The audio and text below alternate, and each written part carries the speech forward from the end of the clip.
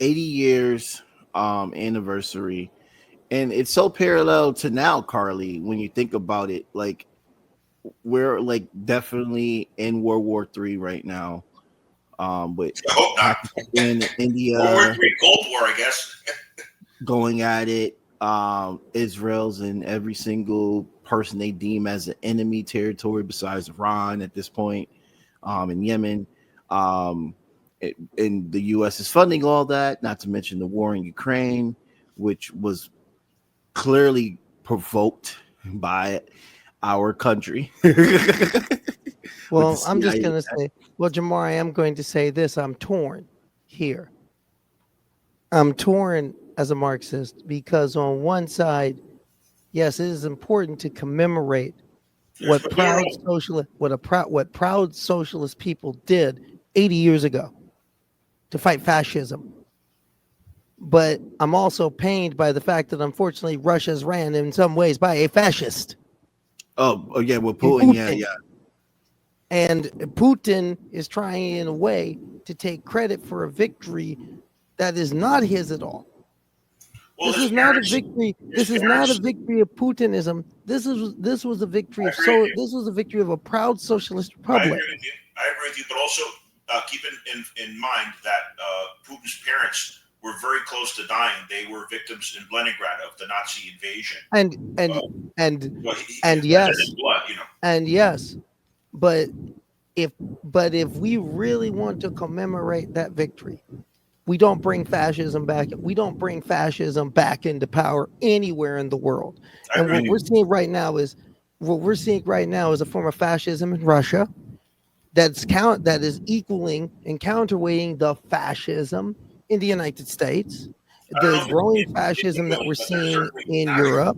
There's national that it's a type of nationalism that is scary. You're correct. Yeah, Um, no, let's just call it what it is. It's fascism. well, We're look at seeing his foreign fascism in this policy. country. Look at his foreign policy, and I don't take his word. I take what the leaders themselves say, like Maduro, Yes. like Ibrahim Traore in Burkina Faso, who's recently met with Maduro. I hope you got that picture, Jamar, uh, in Moscow. So his foreign policy Yeah, is yeah, doing yeah. business with the third world in a way that's not. I mean, in a way similar to China, but that's not imperialist or even really capitalist. It's kind of a fair trade that's beneficial to both sides. That the leaders in third world like to do with Russia and China Well, especially, because China is also allied with Russia now, building roads and whatnot. Yeah, you have that historic moment, and where did that happen? Who facilitated that moment? The Russian and government for the that's a fair point. right. So, and when there's But in the sense of anti-imperialism, it's a positive. But yes, a lot of his domestic nationalist policies, I would say, are well, quasi-fascist. But personally, what I'd like to see in the world long term, because it's going to be necessary, I like to Mhm. see the so-called third world truly come together yes, and hold the industrialized, militarized world to task. Because there's a little thing. There's I a hope y'all bill paying attention. that's coming due right now, and it's called climate change.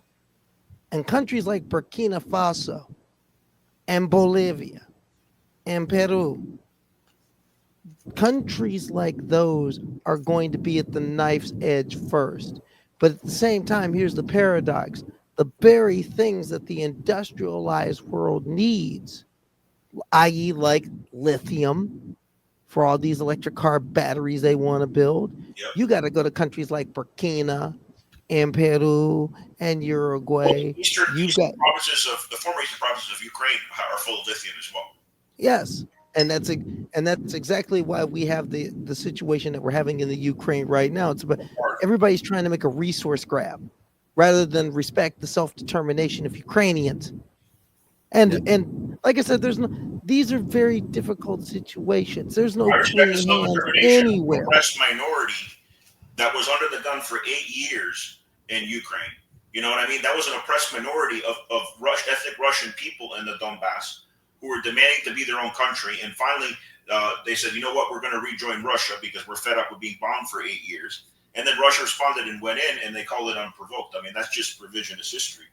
Yeah, And that was like I crazy. said, there's no clean hands in that entire conflict because the fact of the matter is you're dealing with Putin, you're dealing with Putin on one side, but you're also dealing with a government in Zelensky's government, and this is something that people kind of forget. But look at what the Donbass Zelensky is part of a coalition government that also involves neo-Nazis.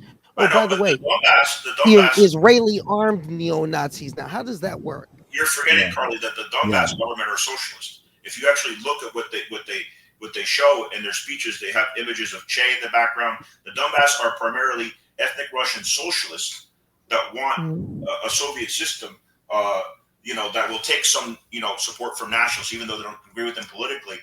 But they want to rejoin Russia to protect them from the fascist onslaught of those neo-Nazis you just mentioned, Azov Battalion, and all of that.